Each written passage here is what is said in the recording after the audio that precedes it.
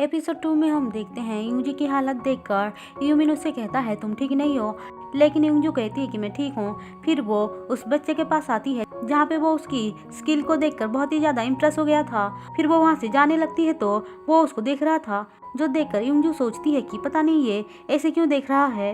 अब उसका भाई कहता है कि आप उस लड़की के साथ बहुत ज़्यादा अटैच फील कर रहे थे, जो सुनकर वो कहता है कि ऐसा कुछ नहीं है, मैं बस उसकी फीलिंग्स को फील कर पा रहा था। तुम्हें तो पता है ना, मुझे सबकी फीलिंग्स के बारे में पता चल जाता है, बस ऐसा है। उसका भाई बोलता है कि मुझे तो ऐसा नहीं लगता है, उससे कुछ ज़्यादा था। वो कहता है तुम इतने छोटे होकर इतना सब कुछ कैसे बोल रहे हो। वहीं दूसरी तरफ यूंजू घर आते ही अपने आप को खुश दिखाने की ट्राई करती है और सीधे अपनी ग्रैंड माँ के पास आती है, जहाँ पे वो उनसे कहती है कि आप ऐसे बाहर क्यों सो रही हो। उसकी ग्रैंड माँ को पता चल जाता है कि जरूर उसके साथ कुछ गड़बड़ हुआ है, चाहे वो कितना खुश दिखाने की कोशिश कर ले। इसीलिए उसको बताना पड़ता है कि कैसे उसकी कंपनी के ब्रांच को खारिज किया जा रहा है। जो सुनकर उसकी ग्रैंड माँ कहती है कि चिंता मत करो, सब कुछ सही हो जाएगा। यूंजू कहती है हाँ मुझे पता है, मैं कुछ ना कुछ कर लूंगी। फिर वो अपने रूम में आती है और सोच रही होती है कि उस लड़के को कैसे पता चला मेरे फीलिंग्स के बारे में। उसके बाद वो अपने पेट पे लगे हुए चोट को देखती है और कहती है कि क्या मुझे डॉक्टर के पास जाना चाहिए, लेकिन दूसरे ही पल वो सोचती है नहीं, पहले मुझे जरूरी काम को पूरा करना चाहिए। फिर सुबह होते ही वो कंपनी में आती है, जहाँ पे सारे लोग उसका इंतजार कर रहे थे। वो लोग कह रहे होते हैं कि हम लोगों ने तो अभी अभी टीम को ज्वाइन किया है और ये सब क्या हो रहा है। वो कहती है तुम लोग चिंता मत करो। फिर वो अंदर जाती है, जहाँ पे उसका बॉस एक आदमी के साथ बात कर रहा होता है, जो जिसंग लिकर ग्रुप का डायरेक्टर होता है। हमें पता चलता है कि ये आदमी असल में यूंजू को हायर करने आया था। वो चाहता था कि यूंजू यूमिन को इम्प्रेस करके उनके साथ काम करने के लिए मना ले। यूंजू उसके साथ काम करना तो नहीं चाहती थी, लेकिन वो ऑफर करता है कि अगर वो ये कर लेगी तो उनका ब्रांच को बंद नहीं किया जाएगा। जो बात सुनते ही वो मान जाती है। अब यूंजू ये सोचने लग जाती है कि वो कैसे करके यूमिन को मनाएगी। उसकी नानी माँ उसको अच्छे से खाना खाने के लिए बोलती है। उसके बाद वो सीधे ही ऑफिस में आती है, जहाँ पे उसको उसके कलीग कांग मिलता है, जो उसके साथ ही काम करता था। वो उससे कहती है तुम वहाँ पे क्यों नहीं रुके। तो वो कहता है कि मैं तुम्हारे साथ काम करना चाहता हूँ, तो वहाँ पे रुक के क्या करूँगा। फिर वो दोनों ऑफिस में आते हैं, जहाँ पे वो लोग कंपनी को इतने अच्छे से देखकर बहुत ही ज़्यादा खुश हो रहे थे। फिर वो देखते हैं कि कुछ लोग बियर पी रहे हैं, जो देखकर वो सोचते हैं कि बियर पीना भी एक जॉब है क्या, मुझे यह जॉब चाहिए। ऐसा बोलकर दोनों खुश हो रहे थे। तभी वहाँ पे उनका डायरेक्टर आता है और बोलता है कि तुम दोनों आ गए क्या। फिर वो उनको काम समझाता है। तो यूंजू कहती है मैं तो अभी जाकर उसको मनाना चाहती हूँ। जो सुनकर दोनों ही शॉक्ड थे। वहीं दूसरी तरफ हम देखते हैं कि यूमिन जब सो रहा होता है, तभी विलेज चीफ की उसको आवाज़ सुनाई देती है, जहाँ पे वो कह रहा होता है कि सारे लोगों को मीटिंग अटेंड करना पड़ेगा क्योंकि ये अर्जेंट है। जो सुनकर यूमिन बिल्कुल भी खुश नहीं था और सोच रहा होता है कि ये सब मेरे साथ ही क्यों होता है, क्योंकि चीफ उसको स्पेशली बुलाया था। जो सुनकर वो बहुत ही ज़्यादा परेशान हो रहा होता है। अब वो बाहर आता है तो चाओ उससे मिलता है। चाओ उससे बहुत ही कैजुअली बात कर रहा था, जो देखकर वो कहता है ये तुम क्या कर रहे हो।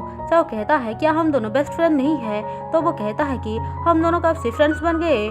चाओ कहता है जब से तुमने अपनी फैमिली से मेरा इंट्रोड्यूस करवाया है तब से। तो वो कहता है मेरी फैमिली कहाँ है, मेरी फैमिली। उसके ऐसे बोलते ही चाओ उसके कैट के तरफ देखने लग जाता है, जो देखकर यूमिन कहता है ठीक है ठीक है। फिर वो उसको बंद करके वहाँ से चला जाता है।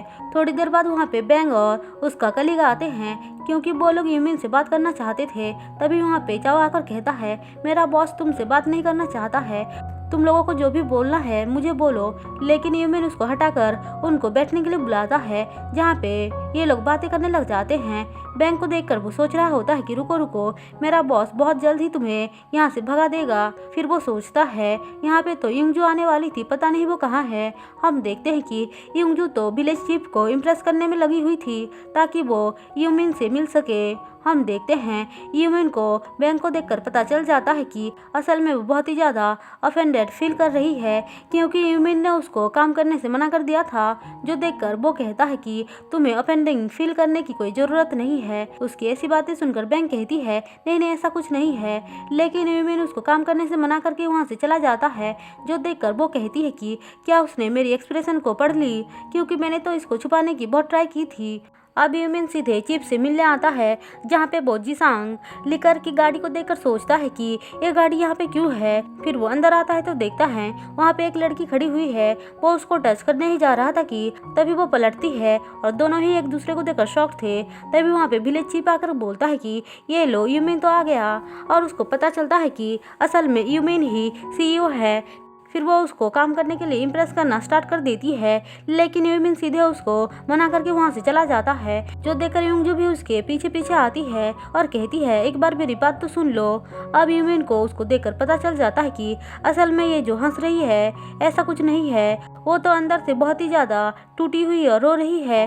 जो देखकर उसको फिर से कुछ होने लगता है तो वो उससे कहता है चलो तुम पहले अच्छी जगह पे चलो। ऐसा बोलकर वो उसको एक सही जगह पे लेकर आता है और वो देखता है कि उसने तो स्लीपर भी नहीं पहना है, इसलिए उसको स्लीपर भी पहनाता है। फिर वो उससे कहता है कि तुम खुद को इतना तकलीफ क्यों दे रहे हो।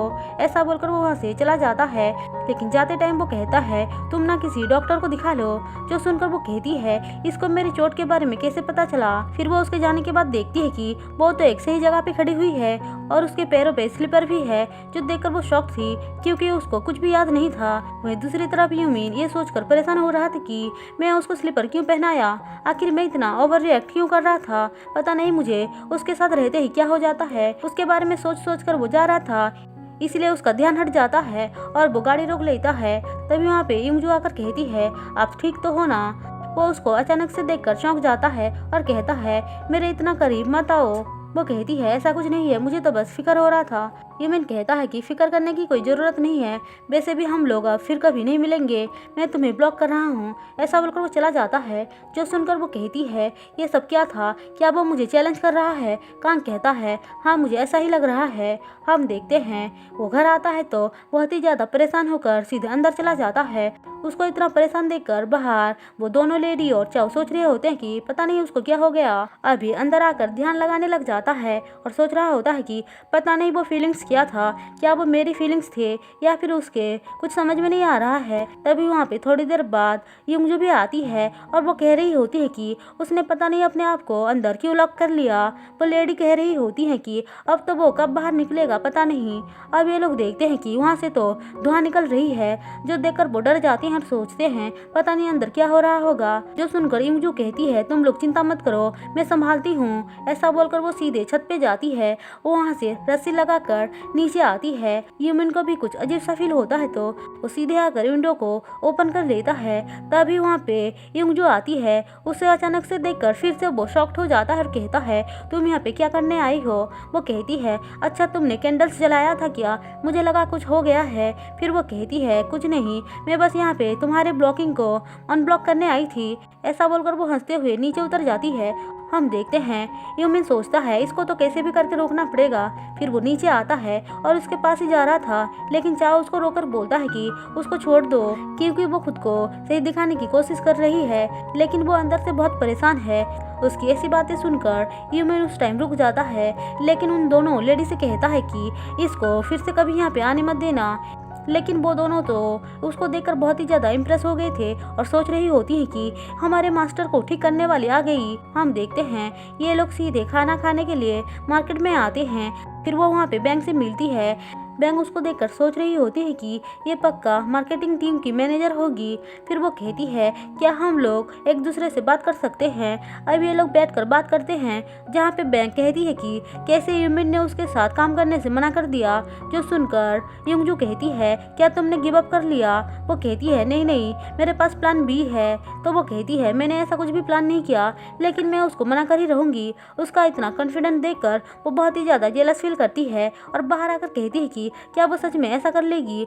अंदर यूंगजू सोच रही होती कि सारे लोग मुझे ये क्यों फील करवा रहे हैं कि मैं ये काम नहीं कर सकती हूँ, लेकिन इससे मुझे और भी ज़्यादा एक्साइटेड फील हो रहा है और मैं ये करके ही रहूँगी। तभी चिप आकर बोलता है कि ये सब तुम क्या सोच रही हो, तुम्हें पता नहीं है क्या वो कितना ज़्यादा खड़ूस है और वो तुम्हारी बात कभी नहीं मानेगा। अब ये लोग बात करते हैं जहाँ पे सीन कट होकर हमें अगले दिन का सीन दिखाया जाता है। हम देखते हैं युंगजू वहाँ पे गाड़ी से आती है, लेकिन चीफ उसको रोक लेता है और कहता है कि तुम यहाँ पे नहीं आ सकती हो। युंगजू कहती है तुमने ही तो बोला था ना मैं यहाँ पे कभी भी आ सकती हूँ, तो अभी क्या हो गया। चीफ कहता है क्या तुम्हें न्यूज़ पता नहीं है कैसे उनको यूमिन ने बोला है कि युंगजू को अंदर ना आने दिया जाए। उसकी बातें सुनकर युंगजू सोच में पड़ जाती है कि अब वो करे तो क्या करे, लेकिन फिर भी वो हार नहीं मानती है और चीफ को गिफ्ट्स वगैरह देकर उसको मना लेती है। उसके जाते ही चीफ यूमिन को फोन करके बता देता है, जो सुनकर यूमिन बहुत ही ज्यादा घबराते हुए कुछ सोचने लग जाता है।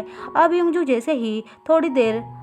जैसे ही थोड़ा अंदर आती है, वहाँ पे दोनों लेडी उसको रोक लेते हैं, जो देखकर वो सोचती है अच्छा तो अब इनसे भी निपटना पड़ेगा, लेकिन वो उनको बहुत ही इजीली इम्प्रेस कर लेती है और खाना खाने बैठ जाती है। हम देखते हैं कि युंगजू को अंदर आता हुआ देख वो बहुत ही ज़्यादा परेशान होकर इधर उधर ढूंढने लग जाता है।